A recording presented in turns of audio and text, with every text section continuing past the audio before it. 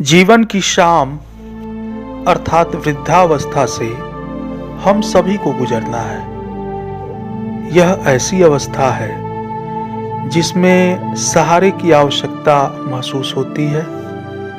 सहारे के अभाव में और अपमान उपेक्षा के कारण वृद्धावस्था एक अभिशाप जैसा लगने लगता है।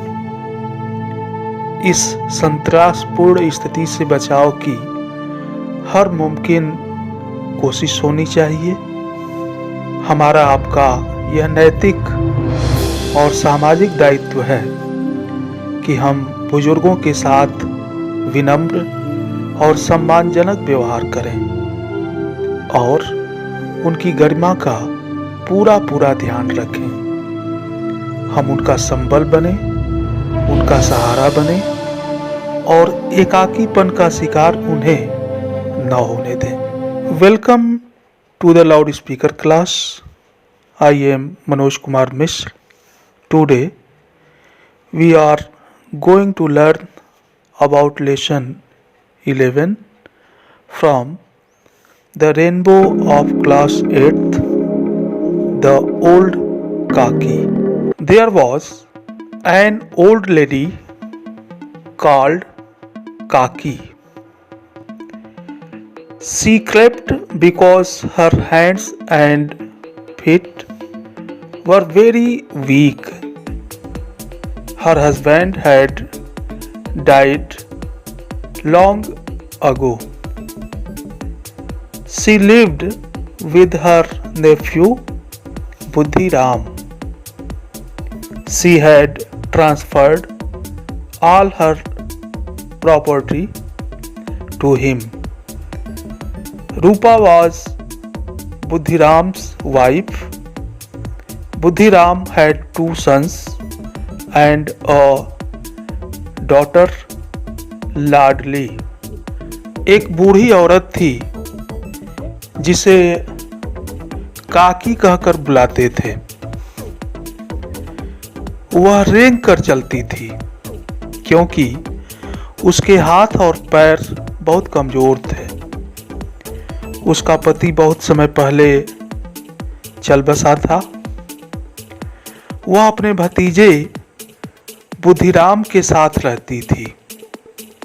उसने अपनी सारी संपत्ति उसके नाम कर दी थी।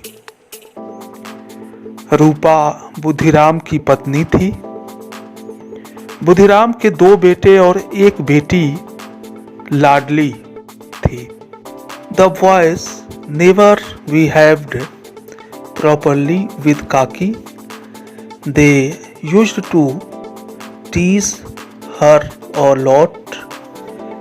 Kaki would cry out but no one listened to her. Ladli was the only one who had sympathy for Kaki. लड़के कभी भी काकी से अच्छा व्यवहार नहीं करते थे। वे उसे बहुत छेड़ा करते थे। काकी जब रोती चिल्लाती थी तो उसकी कोई नहीं सुनता था। केवल लाडली ही थी जिसे काकी से सहानुभूति थी। It was an evening.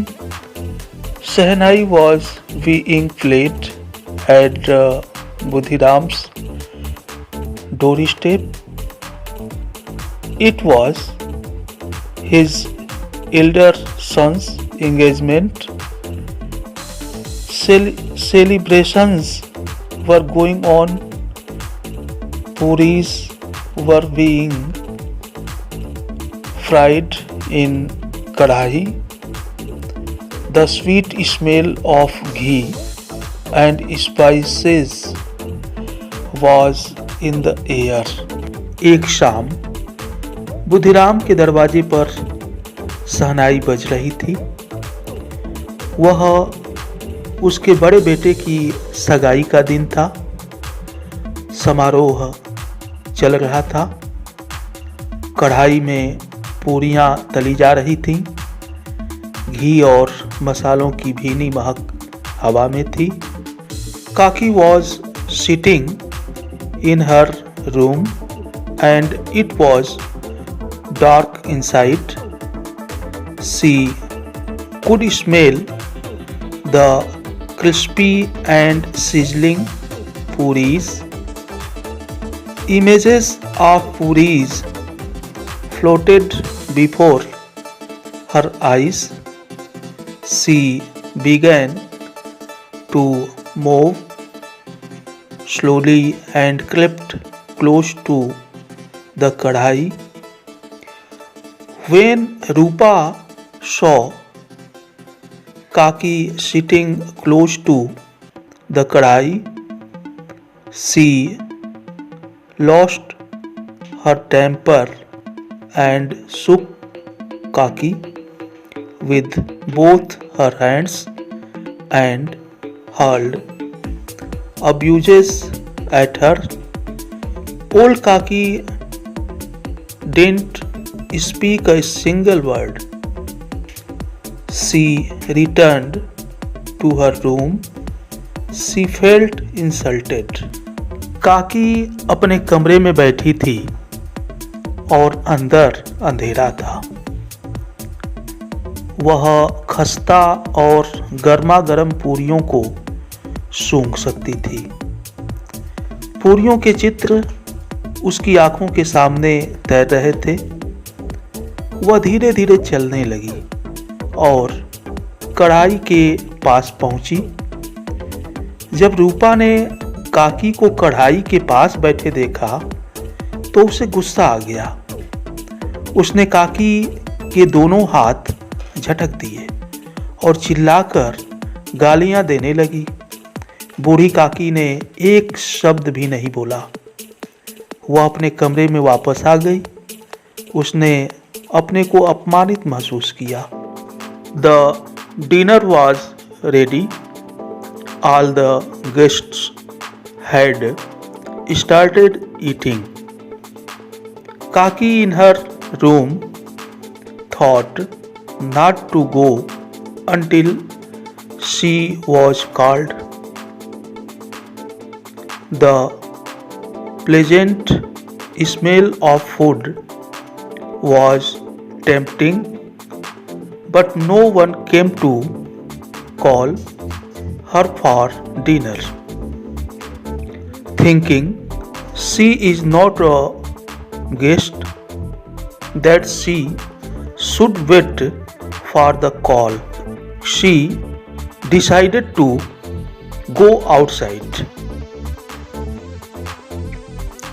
She crept into the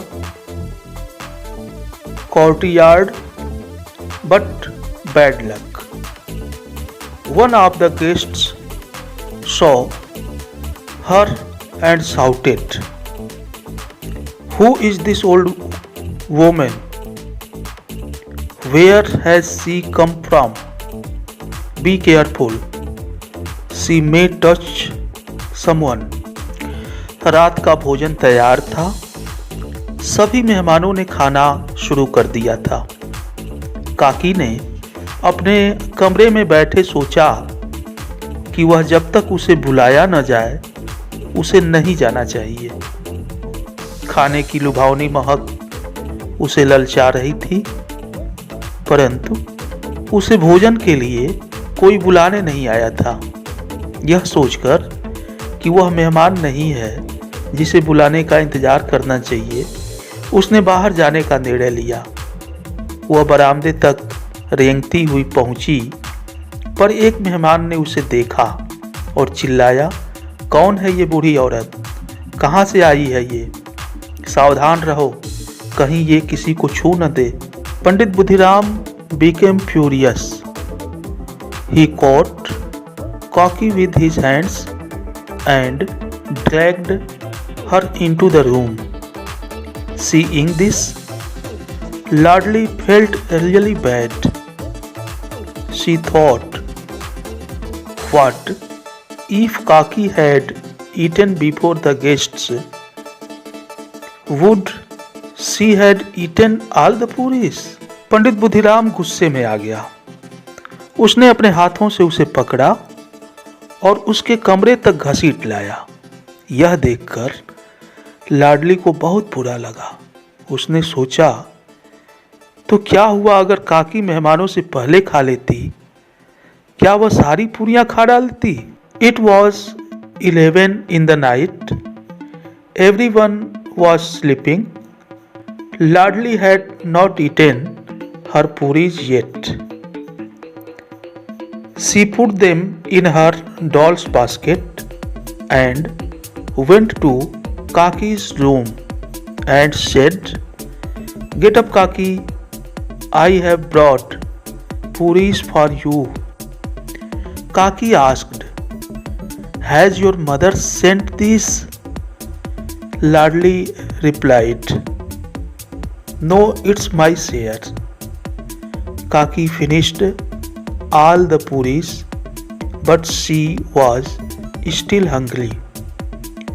Kaki said to Ladli, "Child, go to your mother and bring some more." Ladli replied, "If I wake her up, she will get angry."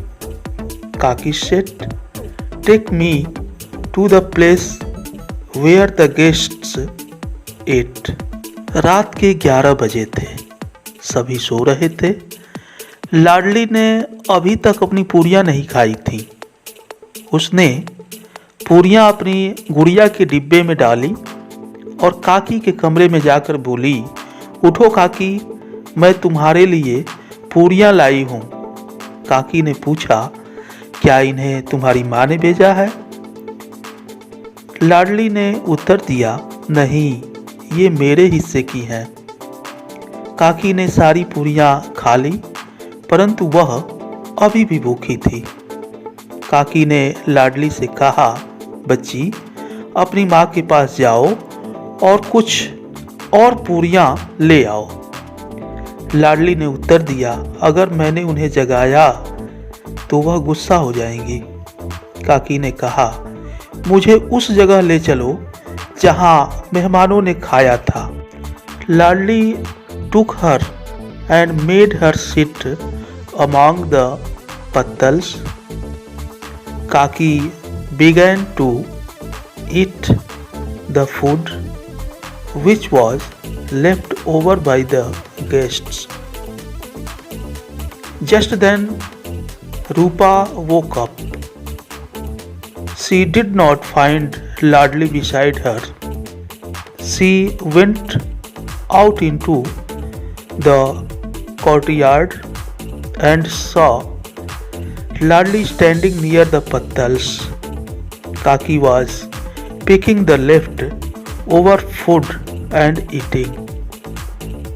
Rupa was stunned. She felt sorry for Kaki, who remained hungry even on a day of feast, where so many people had food to their content. Kaki behaved like this just for some pieces of puris. She was in a state of shock. Her eyes were filled with tears. लाडली उसे ले गई और पत्तलों के बीच बैठा दिया। काकी ने मेहमानों के द्वारा जूठा छोड़ा हुआ भोजन खाना शुरू किया। तभी रूपा जाग गई। उसने लाडली को अपने साथ नहीं पाया। वह बाहर बरामदे में गई और लाडली को पत्तलों के पास खड़ा देखा। काकी बचा हुआ खाना उठाकर खा रही थी। रूपा अवाक हो गई। उसे काकी के बारे में जानकर दुख हुआ कि जिस घर में दावत के दिन जी भरकर मेहमानों ने खाया, उस दिन काकी भूखी रह गई। काकी ने ऐसा कुछ पूरियों के टुकड़े के लिए किया। वह स्तब्ध रह गई। उसकी आंखें आंसुओं से भर गई। It was already midnight. Rupa went to Kaki's room with food. With tearful eyes, she said, "Get up, Kaki. I committed a blunder today by not serving you food. Please forgive me." Hearing these words, Kaki's heart melted. She forgave her and began eating. Kaki blessed her soulfully. आधी रात हो चुकी थी। रूपा काकी के कमरे में खाना लेकर गई। आंसू भरी आंखों से उसने कहा, "उठो काकी, मैंने बहुत बड़ी भूल की है। आपको खाना न परोसकर कृपा करके मुझे माफ कर दो।" इन शब्दों को सुनकर काकी का दिल पिघल गया। उसने रूपा को माफ कर दिया और खाने लगी। काकी ने उसे भावपूर्ण ढंग से आशीर्वाद दिया। New words. क्रेविंग, तीव्र इच्छा। प्रॉपर्टी, संपत्ति। सीजलिंग, गर्मा गर्म। इंसल्टेड, अपमानित किया। टेम्पटिंग, ललचाने वाला। ड्रैग्ड, घसीटा। ब्लंडर, मूर्खतापूर्ण भूल। comprehension questions. First, answer the following questions. A. Who did Kaki live with? Answer. Kaki lived with her nephew Budhiram and his family. B. Who was Ladli?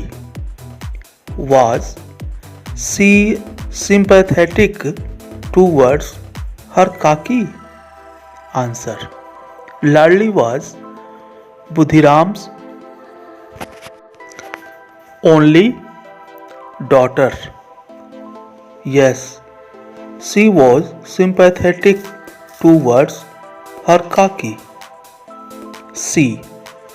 What was the occasion for celebration in Budhiram's house? Answer. It was the occasion of engagement celebration of Budhiram's elder son. D. Why did Kaki feel insulted? Answer. When Rupa saw Kaki sitting close to the kadhai, she became angry and shook Kaki with both her hands and shouted abuses. Kaki felt insulted. E. Why did Rupa apologize to Kaki? Did Kaki forgive her? Answer.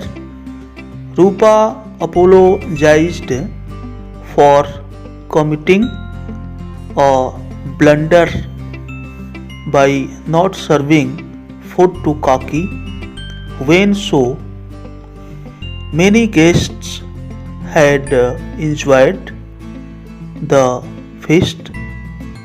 Yes, Kaki forgave her.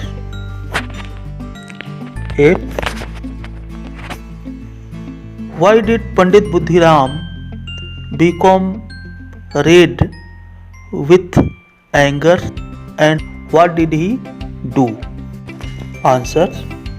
When Kaki crept into the courtyard where guests were having dinner, one of the guests felt disgusted and raised an alarm that all should be careful of her. Looking at this, Pandit Budhiram became furious. He caught Kaki with his hands and dragged her into the room. G. How should old people be treated? Answer. Old people need care, love and affection too. They should be treated with respect and good words. Second, who said these lines and to whom? A. Be careful, she may touch someone. One guest to the others. B. Get up, Kaki. I have brought puris for you. Ladli to Kaki. C. Take me to the place where the guests ate. Kaki to Ladli. D. No, it's my share. Ladli to Kaki. Word power. Complete the sentences with suitable words given in the box. A. The cat silently towards the bird. यहाँ cleft भरा जाएगा CREPT. B. The ice cream in the cup as it was very hot. यहाँ भरा जाएगा melted. MELTED. C. The mother me for my mistake. यहाँ भरा जाएगा forgave. FORGAVE. D. The laborer the jute rice sack into the room. यहाँ भरा जाएगा dragged. DRAGGED. E. He always does his work. यहाँ भरा जाएगा properly. PROPERLY. F. The dish which Amit prepared look. यहाँ भरा जाएगा tempting. TEMPTING. Language practice. First, read the following sentences and understand them. A. Yet refers to an action that is expected in the future. B. Already is used to refer to an action that happened earlier than the time expected. C. Still is used to refer to an action or situation which continues up to the present because it has not finished. Now, complete the following sentences using already, yet, still. A. They have left. यहाँ already भरा जाएगा. B. Are you angry with me? यहाँ still. C. We are not ready to leave yet. D. She's already reached there. Already. E. Sholay is my favorite movie. Still. Now, it's your turn. Language practice में जो दूसरा इसका भाग है, complete the following story with the help of words given below. इस story को आपको समझते हुए जो यहाँ शब्द दिए हुए हैं उससे पूरा करना है। ये आप करेंगे। Here ends of the loudspeaker class. Thank you for your time.